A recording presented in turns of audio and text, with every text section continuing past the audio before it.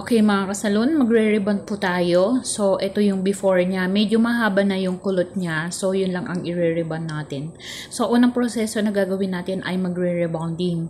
Hindi ko ipapakita yung buong proseso ng pagre-rebond, pero ipapakita ko yung outcome niya. Kasi ang gagawin natin, rebonding, and then mag-highlights tayo, and then magto-tone down tayo, and pag ang pinaka-last ay magba-Brazilian tayo. So, ang unang step, rebonding muna natin, and then maya-maya i-highlights natin.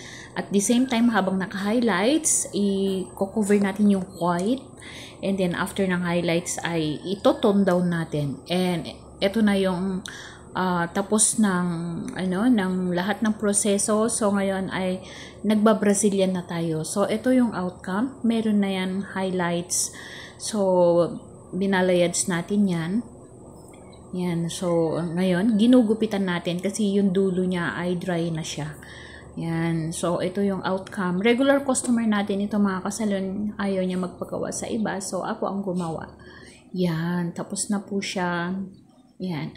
So, nakita nyo, naging shiny yung hair niya. Pero, kailangan talaga i-rebond yung roots niya kasi napakakulot talaga. Ito yung before. At ito yung after. Yan. Ganyan lang mga kasalon. So, napaka-shiny kasi na Brazilian siya.